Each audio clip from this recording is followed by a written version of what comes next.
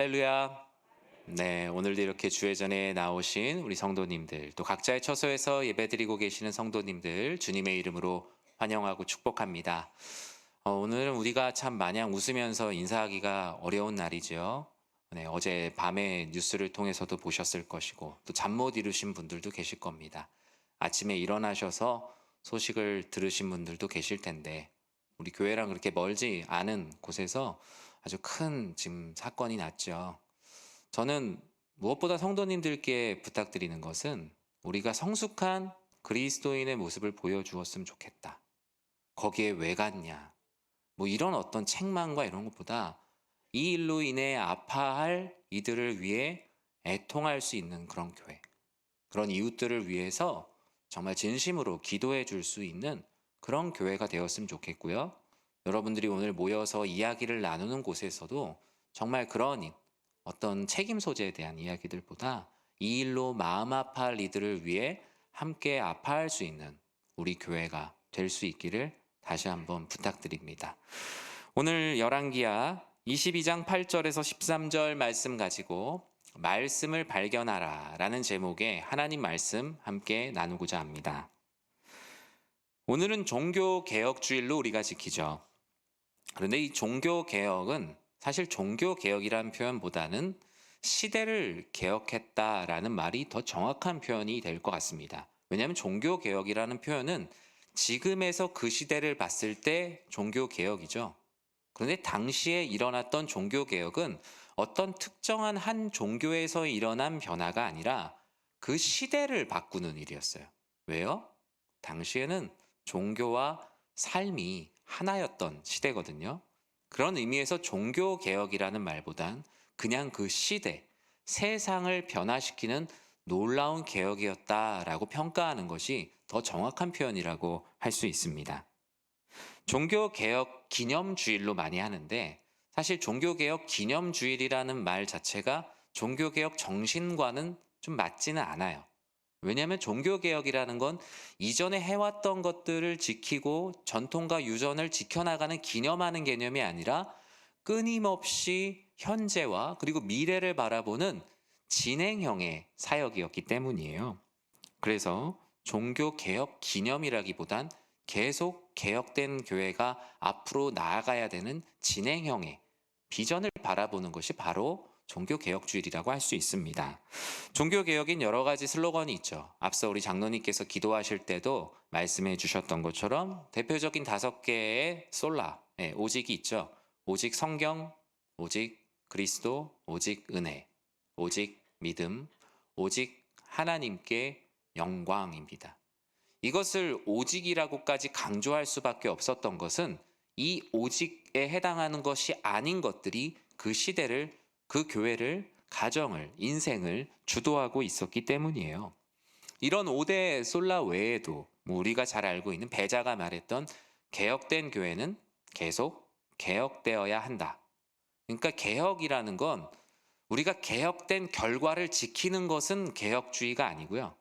개혁된 상태에서 끊임없이 그 시대에 방황하는 영혼들, 또 교회의 교회됨, 하나님의 하나님을 드러내기 위해서 어제의 모습에 멈춰 있지 않고 계속적으로 끊임없이 변화를 추구하는 것이 바로 개혁주의입니다. 개혁주의 자체가 그 1500년대에 딱 세워져서 그걸 지키는 게 개혁주의가 아니라 개혁된 교회는 계속 개혁되어야 하는 거기 때문에 우리는 그것을 기념하지 않고 계속 앞으로 나아가는 겁니다. 그뿐만 아니라 시대의 어두움 가운데 빛으로 손을 잡았던 어두움 후에 빛이 온다라는 광복의 개념도 이 가운데 들어있다라고 할 수 있죠. 그런데 이 모든 종교 개혁을 시작할 수 있었던 가장 큰 이유는, 가장 큰 계기는 말씀을 발견했기 때문입니다. 루터가 발견한 하나님의 의라고 말하면 더 정확한 표현이 되겠죠.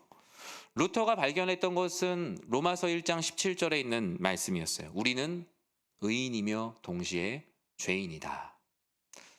수도 없이 보아왔던 말씀 가운데 그동안 발견하지 못했던 것, 성령 하나님께서 그의 10년 가운데 빛으로 조명해 주심을 통하여서 그는 늘 곁에 있었던 말씀 가운데 놀라운 진리를 발견하게 됩니다.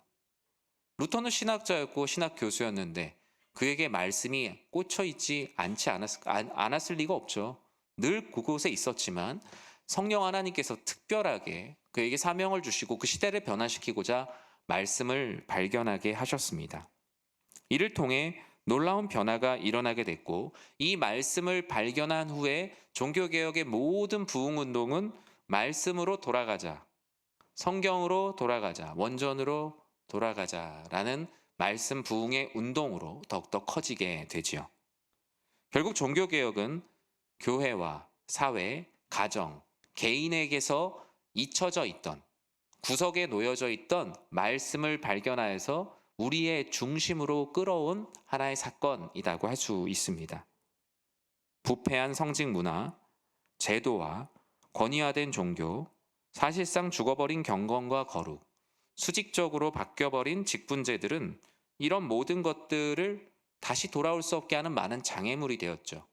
그래서 종교개혁을 통해서 그동안 가왔던 모든 길을 급하게 유턴해서 하나님의 말씀으로 돌아가고자 했던 것이 바로 그 시대의 정신이었습니다. 그렇다면 우리는 오늘 종교개혁 주일을 맞아서 우리의 삶에, 또 우리의 가정에, 우리의 교회에 말씀을 발견하는 것이 왜 중요한 것인지, 우린 그것을 위해 어떻게 준비해야 하는지 이 열왕기하의 말씀을 통해서 함께 나눠보도록 하겠습니다. 열왕기하 22장은 한 왕의 등장으로 시작합니다. 바로 요시야이죠. 열왕기하, 왕들의 이야기입니다. 요시야는 개혁을 준비했던 왕입니다. 북이스라엘과 남유다로 분열되어 있을 때 남유다에 마지막으로 하나님을 신실하게 섬겼던 선 왕으로 기록되어 있죠. 그런데 그의 1절은 그의 등장이 남다름을 보여주고 있어요. 1절 같이 한번 읽어보겠습니다. 요시야가 왕위에 오를 때 나이가 8세라 예루살렘에서 31년간 다스리니라. 아멘. 무언가 특이하죠. 개혁을 위해서 하나님께서 한 사람을 준비시키는데 개혁을 위한 첫 번째 준비는 바로 여호와 보시기에 합당한 내가 되는 것입니다. 그런데 1절 말씀을 읽어보면 과연 요시야가 왕으로 합당한가라는 생각이 들죠. 요시야가 어떤 사람이었는지 두 가지 특징이 드러납니다. 첫 번째로는 그의 나이가 8살이라는 겁니다. 8살에 왕이 됐다. 제 아들이 9살입니다. 8살에 집안에서 왕 노릇할 수는 있죠. 네, 그런데 한 나라의 왕이 된다. 이것은 능력과 힘으로 감당할 수 있는 일이 아닙니다. 절대적으로 나이가 어리죠. 사람이 보기에는 합당한 기준이라고는 찾아볼 수가 없어요. 그런데 이 한 절 안에 그의 인생이 어떻게 기록이 되어 있습니까? 그는 그럼에도 불구하고 31년이라는 긴 시간을 왕의 자리에서 하나님의 일을 감당했다. 이 한 절에 이 놀라운 요시야의 이야기가 압축이 되어 있습니다.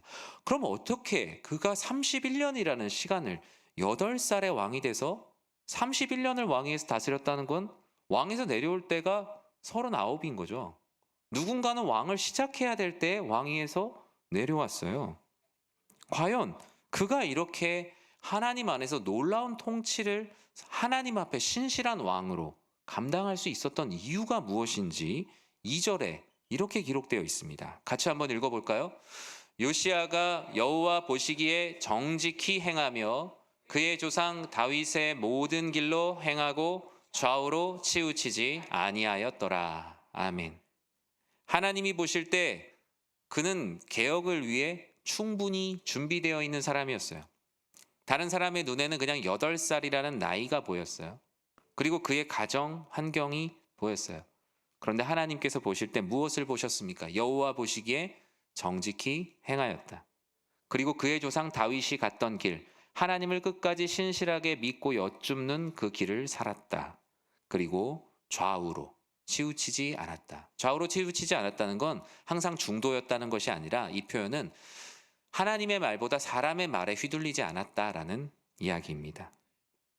그는 나이가 어렸지만 말씀을 발견할 준비, 즉 여호와 보시기에 합당한 사람으로 준비되어져 가고 있었어요. 그런데 그에게는 나이가 어리다는 핸디캡뿐만이 아니라 그 집안의 핸디캡이 있어요. 아니 왕의 가문인데 무슨 핸디캡이 있습니까? 왕의 가문인데 뭐가 불편한 게 있습니까? 그런데 할아버지와 아버지로부터 신앙적인 부분에서 사실 배울 게 없는 집에서 자랐어요.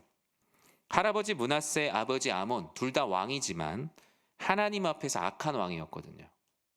하나님 앞에 신실하게 섬기는 모습을 보고 자라기 어려웠을 거예요. 그러나 요시야는 하나님의 특별한 택하심을 통하여서 여호와 보시기에 정직하게 진흙 속에 피어난 꽃처럼 자라고 있었어요. 그의 조상 다윗이 행했던 길, 여호와 하나님을 의지하는 길을 걸었고 좌로나 우로나 사람의 말을 쫓지 않고 하나님의 말씀만을 이정표로 삼아 걸으며 그는 개혁을 위한 준비를 해나가고 있었던 것입니다. 여러분들이 생각할 때 개혁을 위한 준비는 무엇입니까? 제일 중요한 건 어떤 제도나 프로그램 그리고 내가 원하는 방식으로 사람들을 모으는 것 아니에요. 여호와 보시기에 합당한 내가 되는 겁니다. 다른 사람들 보고 여호와 보시기에 합당한 사람 되라고 하는 게 아니라 내가 그렇게 되는 것이죠. 그렇게 되면 하나님이 보실 때 나이가 어리든 능력이 부족하든 경험이 부족하든 하나님 말씀하십니다. 너는 내 앞에서 정직하구나. 너는 내 앞에서 나의 사랑하는 종 다윗이 행했던 대로 너는 그 길을 가고 있구나. 너는 사람의 말들이 훨씬 더 따르기 쉬웠을지라도 나의 말대로 걷고 있구나. 내가 너를 개혁을 위해서 너에게 놀라운 일을 맡기겠다라는 거예요. 전 여러분들이 그와 같이 여호와께서 쓰시기에 부족함 없는 정직히 행하는 합당한 자가 되어서 하나님께서 이루시는 놀라운 뜻의 주인공이 되시길 진심으로 축복합니다. 하나님께서는 개혁을 위한 준비를 계속 해나가시는데요. 5절에 보면 이렇게 말씀하고 있어요. 우리 5절 말씀 같이 한번 읽어볼까요? 여호와의 성전을 맡은 감독자의 손에 넘겨 그들이 여호와의 성전에 있는 작업자에게 주어 성전에 부서진 것을 수리하게 하되. 아멘. 개혁을 위한 요시야의 준비. 하나님께서 요시야를 통해서 준비시켰던 개혁은 예배의 자리를 준비하는 것이었어요. 요시야는 가장 먼저 여호와 보시기에 합당한 내가 되기 위해서 오랜 기간을 준비했습니다. 오늘 본문은 짧게 기록되어 있지만 많은 시간이 흐르고 있어요. 처음에 이제 요시야가 즉위를 했잖아요. 그런데 오늘 본문의 구체적인 개혁이 일어나는 데까지는 18년이라는 시간이 흐릅니다. 그리고 역대하 34장에 따르면 그 사이의 이야기를 하나 더 기록하고 있어요. 요시야가 즉위한 다음에 12년 되던 때에 이런 1차적인 신앙과 공동체의 개혁을 먼저 한번 일으켰어요. 그래서 많은 우상들을 타파하고 죄악의 많은 부분들을 이미 한번 백신을 1차로 맞듯이 한번 싹 걷어냈어요. 그런데 요시야가 자신뿐만 아니라 자신의 측근, 궁전, 예배당 그리고 공동체가 이렇게 우상을 파괴하는 데까지 걸린 시간이 대략 18년이라는 시간이 흘렀다라는 겁니다. 얼마나 그들이 각기 자기 소견에 옳은 대로 살았는지 이 안에 있는 모든 우상을 파괴하는 데까지 완전히 파괴한 것도 아닌데 너무나 오랜 시간이 걸렸어요. 통치 12년 때 그가 20살이 되었을 때 1차 개혁을 바탕으로 통치 18년 차에 2차 개혁을 시작하는 것이 오늘 본문의 내용입니다. 그 개혁은 이제까지 18년 동안 해왔던 우상을 파괴한 자리에 이제는 하나님을 예배하는 예배의 자리를 준비해야겠다라는 개혁이 시작된 거죠. 그러나 그와 함께 했던 다른 백성들, 고관들, 제사장, 레위인 그들 모두에게는 부서져 있는 성전이 보이지 않았어요. 다 자기 살기에 급급한 인생을 살았습니다. 우상을 섬기는 것도 그냥 시대의 문화가 되어 있었고 그것에 대해서 책망하는 이들도 없었죠. 기준이 없기 때문에 나 자신이 기준이 되어서 또는 소수의 사람들이 만든 기준에 의해서 따라가면서 내가 말씀을 지키고 있다라고 착각하며 살아갔던 것이 그 시대의 모습이었어요. 그러나 하나님께서 기뻐하시는 개혁을 꿈꿨던 요시야에게만 보였던 것이 있습니다. 그것은 바로 예배의 자리가 다 무너져 있는 모습이었어요. 그래서 요시야는 사람들에게 지시하죠. 우리가 성전을 수리하자. 예배의 자리에서 사람들이 예배를 드릴 수 있도록 그 자리를 중수하자. 그러나 처음에 제사장들과 레위인은 역대기에 보면 움직이지 않습니다. 그러나 하나님 앞에 끊임없이 신실하게 기도하는 이 요시야 한 리더의 변화, 한 사람이 하나님 앞에 정직하게 하나님의 뜻 가운데 개혁된 모습으로 나아가는 모습을 보며 그들 안에 변화가 일어나기 시작해요. 이전에 자신의 편의를 채우는 것을 더 급급하게 생각했던 이들. 그들은 예배의 자리를 수리하고 준비하는 것들이 눈에 들어오지 않았었지만 이제 그런 것들이 눈에 들어오기 시작하고 하나하나 예배의 자리를 같이 준비해 가기 시작하죠. 이것이 바로 하나님께서 개혁을 위해서 예배를 준비하게 하시는 그 리더에게 주는 해안이었어요. 그렇게 개혁을 준비하는 사람으로 준비된 요시야. 그에게 하나님께서 그뿐만 아니라 그와 함께하는 공동체 모두에게 개혁을 준비한 이들에게 주시는 선물을 준비해 놓으셨어요. 그 7절에 첫 번째 선물이 이렇게 기록되어 있습니다. 같이 한번 읽어볼까요? 그러나 그들의 손에 맡긴 은을 회수하지 말지니 이는 그들이 진실하게 행함이더라. 아멘. 이 7절 말씀만 보면 잘 알 수 없지만 개혁을 위한 하나님의 선물은 무엇이냐? 첫 번째로 동역자들을 발견하게 하셨다. 동역자들을 붙여주셨다라는 거예요. 요시야 왕은 하나님께서 보시기에 정직한 사람, 그리고 좌우로 치우치지 않는 사람, 그리고 하나님의 큰 일을 행하기 위해서 예배의 자리를 준비해 오며 개혁자로서 모든 일들이 하나씩 준비되어져 가고 있었어요. 그런 그에게 하나님께서 주신 첫 번째 선물은 바로 진실한 동역자들이었어요. 당시 요시야 왕과 그리고 요시야 왕의 아버지 그리고 할아버지는 너무나 다른 인생을 살았다라고 말씀을 드렸습니다. 악한 왕 옆에는 악한 고관들이 자리 잡기 시작했고 충신보다는 오히려 간신들만 그 옆에 잔뜩 있었죠. 변화될 수가 없었어요. 처음에 선했던 사람들도 왕이 탐욕스럽게 행하다 보니 우리도 그렇게 해도 되나 보다 라면서 공동체 전체가 전반적으로 다 하향평준화 되었었죠. 부패했을 뿐만 아니라 호시탐탐 왕의 자리를 노리는 사람들도 생겨났고요. 자기의 유익을 탐하기에 급급해 그 정권 안에서 마치 내가 내 돈만 많이 벌면 되지라는 많은 사업들도 그 안에 많이 만연하기 시작했습니다. 왕이 여호와 앞에 서지 않으니 주변의 백성들도 다 그랑 비슷한 사람들이 되었던 거예요. 그러나 요시야 왕이 하나님 앞에 담대하고 정직하게 서자 심지어 적대자들이며 방관자들이었던 이들이 동역자가 됩니다. 다른 곳에서 잘하는 사람이 온 게 아니고 우리 안에서 희망을 찾지 못하고 서로 반목하고 싸우고 하나님의 일에 동참하지 않았던 사람들이 개혁을 준비된 리더를 통해서 변화되기 시작했어요. 오히려 함께하지 못했던 이들이 우리가 함께 마음을 모으자고 나오기 시작했고 돈을 착복하던 이들이 이제는 돈을 나눠주지 않아도 알아서 그 예배의 자리를 중수하는 일에 마음을 모았다라는 거예요. 마치 다윗 왕이 하나님 앞에 정직하게 행하자 공의를 행하는 충성된 신하들이 그의 옆에 함께했던 것처럼 정직한 왕과 충성된 신하들이 하나님 앞에 의기투합하는데 백성들에게 어찌 평안이 있지 않을 수 있겠습니까? 모든 것들이 잘 돼가기 시작했어요. 그동안 해결되지 않았던 문제들도 해결되고 그동안 나라가 고민했던 일들도 하나하나씩 해결되기 시작했어요. 그런데 그 안에 있는 사람 말고 밖에 있는 사람이 온 건가요? 아니에요. 그들이 변화되었어요. 동역자가 아니었던 이들이 동역자가 되고 이전에 함께 반목했던 사람들이 손을 잡기 시작하며 예배의 자리를 수리해 나가기 시작했습니다. 내가 하나님 앞에 정직하고 거룩하게 서려고 예배의 자리를 소중하게 여기고 준비할 때 하나님께서는 나와 같은 사람들을 보내주세요. 우리가 되고 우리가 가정과 교회가 되는 거잖아요. 우리의 가정과 교회의 영적인 부흥과 개혁과 변화를 원한다면 먼저 내가 하나님 앞에 정직한 예배자가 되고 하나님 앞에 온전하게 서면 하나님께서 나와 같은 선한 마음을 가진 동역자들을 여러분들에게 계속 끊임없이 붙여줄 거예요. 가정도 마찬가지죠. 예전에 반목했던 배우자가 있습니까? 아니면 자녀와의 관계가 높은 담으로 쌓여 있습니까?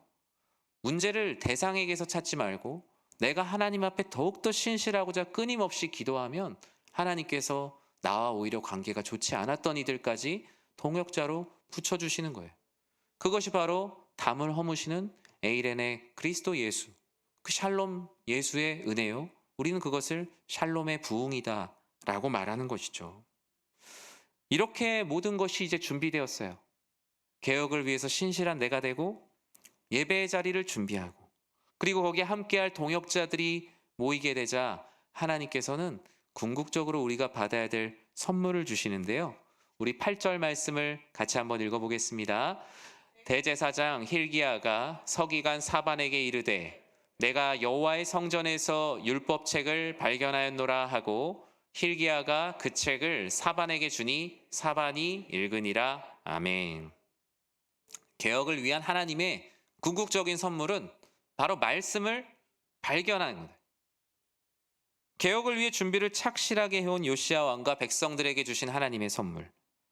루터가 마치 참된 신앙에서 방황하고 있을 때, 갈 길을 못 찾고 있을 때 오직 의인은 믿음으로 살리라는 말씀 앞에 자신의 모든 삶이 새롭게 정의된 것처럼 하나님 아버지의 말씀을 발견한다는 건 길을 찾지 못하는 이들이 길을 찾게 되는 놀라운 일을 경험하게 된 거예요.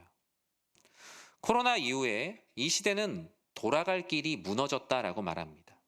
그냥 이전의 길로 돌아가는 게 회복이 아니라 이제는 뒤는 무너지고 앞으로 새로운 길을 향해서 새로운 지도를 그려가야 된다. 뉴 매핑의 시대라고 말하죠. 개혁을 위해 참된 준비를 해온 그들, 예배의 자리를 수리하려고 했기 때문에 그들은 말씀을 발견하게 되죠. 대제사장 힐기야가 율법을 발견하게 되고 그 역시 요시야 왕의 개혁을 위한 동역자로 오랫동안 준비되었던 사람이에요. 악한 왕들의 통치 가운데 구석에 놓여있던 하나님의 말씀을 어느 누구도 신경 쓰지 않고 각기 소견에 오른 대로 싸우느라 보냈던 그 너무나 긴 시간 동안에 한 번도 펼쳐보지 않고 여쭤보지 않았던 하나님의 말씀을 힐기야가 가지고 옵니다. 사실 악한 왕들에게 이 말씀은 필요가 없었어요. 왜요? 우리 뜻대로 하는데 오히려 마음에 찔림이 있거든요. 우리가 마음대로 하는데 하나님의 말씀이 부대낌이 되고 걸림돌이 되기 때문에 구석에다가 꽂아놓고 하고 싶은 대로 하며 사는 거예요. 그러면은 악한 왕 때에 이 율법이 존재한다는 걸 알았을 텐데 아예 없어버렸으면 되지 않을까요? 왜 왕들은 그 하나님의 말씀이 쓰여진 율법을 왜 없애지 않았을까요? 하나님의 섭리의 관점에서라면 그 말씀이 끝까지 살아있어서 지금 이 말씀처럼 백성들을 회개하게 하시고자 하나님께서 숨겨놓으신 하나님의 계획이겠죠? 그러나 악한 왕들의 입장에서 왜 이 말씀을 없애지 않았을까? 그것은 바로 하나님 말씀에 대한 일말의 두려움입니다. 내가 잘못 살아가고 있어요? 내가 내 마음대로 살아가요. 하나님의 말씀이 나랑 부대끼는 건 알지만 버리진 못해요. 내 시선 밖에만 잠시 둡니다. 어디에 있는지 알지만 그 말씀이 분명히 어디에 있는지 알지만 꺼내지 않는 거예요.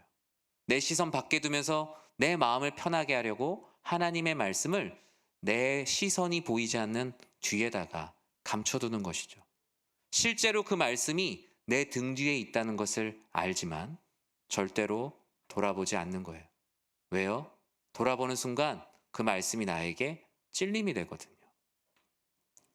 요시야의 아버지와 할아버지의 시대 때는 뒤를 돌아보지 않았던 시대였던 것입니다.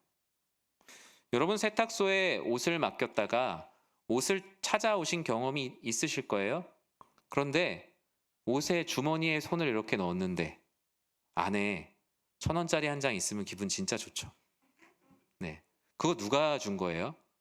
세탁소 아저씨가 우리 가게에 자주 맡겼으니까 감사합니다 라면서 1,000원 넣어줬나요? 아니죠. 원래 누구 돈이에요?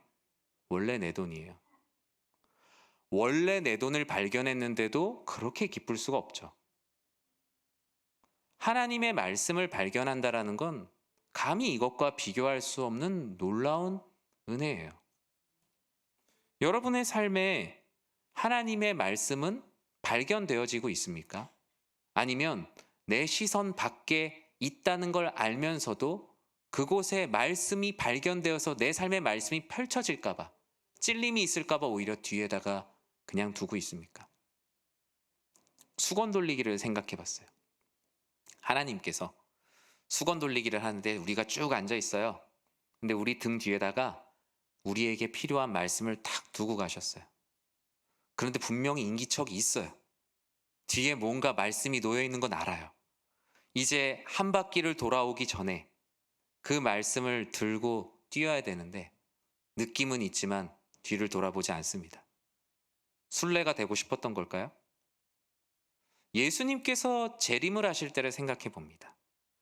예수님께서 우리의 삶 가운데 내가 다시 한 바퀴를 돌아서 돌아올 때까지 너의 등 뒤에 있는 말씀을 확인하고 발견하여서 그 말씀에 쓰여진 대로 살아가라, 뛰어가라, 내 뒤를 따라 열심을 내라라고 놓아두었는데 다시 한 바퀴를 돌아서 우리의 등을 때릴 때까지 우리의 말씀이 발견되지 않은 채 우리의 등 뒤에 그저 있다면 하나님께서 우리를 무엇이라고 하시겠습니까? 저는 여러분들의 시선 밖에 있는 하나님의 말씀을 발견하는 것이 진정한 개혁임을 믿습니다. 여러분의 삶에 시선 밖에 있는 하나님의 말씀은 무엇인가?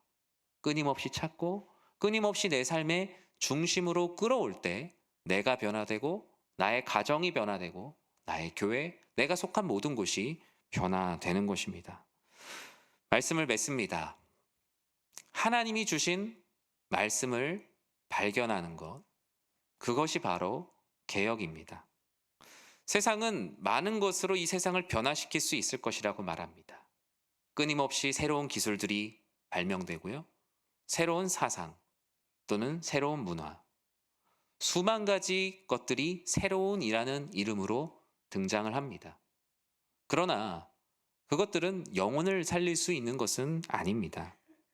하나님께서는 나의 삶, 가정과 교회, 우리의 영혼을 개혁하기 위해서는 끊임없이 나이가 너에게 준 말씀을 발견하라 라고 말씀하시죠. 요시야는 발견된 하나님의 말씀을 옆에서 사반이 읽을 때 마냥 기뻐할 수가 없었어요. 왜요? 그 말씀을 들어보니 지금 우리의 상황이 너무나 말씀대로 살지 않고 있다는 것이 더 처절하게 느껴졌거든요. 내가 생각했던 것보다 훨씬 더 이 상황이 하나님께서 보실 때 부끄럽다는 것을 알았어요. 그래서 요시야는 옷을 찢었습니다. 자신의 애통함을 드러내기 위해 옷을 찢으며 이 발견된 말씀을 나 혼자 알고 있을 것이 아니라 내 마음대로 살면 안 된다는 것을 온 백성이 알길 원해서 13절에 만방에다가 이 말씀을 읽은 그의 마음을 선포합니다. 우리 같이 한번 읽어볼까요? 너희는 가서 나와 백성은 온 유다를 위하여 이 발견한 책의 말씀에 대하여 여호와께 물으라. 우리 조상들이 이 책의 말씀을 듣지 아니하며 이 책에 우리를 위하여 기록된 모든 것을 행하지 아니하였으므로 여호와께서 우리에게 내리신 진노가 크도다. 아멘. 오늘은 종교개혁 주일이지만 많은 사람들은 할로윈 데이로도 즐기는 날이기도 하지요. 근데 얼마 전부터 한 1, 2년 전부터요. 기독교 안에서도 교회 안에서도 우리 교회가 이 시대를 담을 수 있는 건강한 복음적인 문화가 너무 없다라는 것에 대해서 되게 통감을 했었어요. 그래서 2018년, 2019년부터는 할로윈이란 이름이 아니라 홀리윈이라는 하나의 어떤 하나님을 믿지 않는 사람들, 말씀을 발견하지 않은 사람들에게 말씀을 발견할 수 있는 것들을 제공해야겠다라는 많은 노력들이 있었어요. 요즘에 가면 유치원이나 어린이집 이런 데서도 애들 다 귀신 유령 분장하고 막 오라고, 그래서 이제 부모님들하고 유치원하고 이렇게 안 좋은 관계들도 많이 있고요. 문화라는 이름으로 되게 많은 어려움들이 있죠. 교회 개혁이라는 것은 무엇일까? 여호와 앞에 정직한 자, 그리고 말씀을 아직 발견하지 못하고 아직 삶의 진리를 찾지 못하고 방황하는 이들에게 하나님 말씀을 발견할 수 있는 장을 열어주는 겁니다. 저는 우리 교회와 여러분의 삶이 그런 곳이 되길 진심으로 축복합니다. 방황하더라도 교회 안에서 방황하고 또는 고민하고 힘들더라도 우리가 그런 영혼들을 담아주고 받아줄 수 있는 교회. 소위 우리가 생각할 때 신앙적으로 모범생이라고 생각하는 커트라인이 존재하는 곳이 아니라 하나님께서도 만들어 놓지 않은 장벽을 만들지 않고 모든 이들을 함께 수용할 수 있는 교회. 그것이 바로 말씀을 발견하도록 장을 열어주는 참된 교회의 모습입니다. 모든 사람들이 말씀을 발견하고 말씀 안에서 삶의 변화를 찾고 생명을 얻을 수 있는 우리의 가정, 우리의 삶, 우리의 교회가 되어야 할 것입니다. 이 시간 마지막으로 예레미야 15장 16절을 우리 표준 세번역본으로 같이 읽고 말씀을 마치도록 하겠습니다.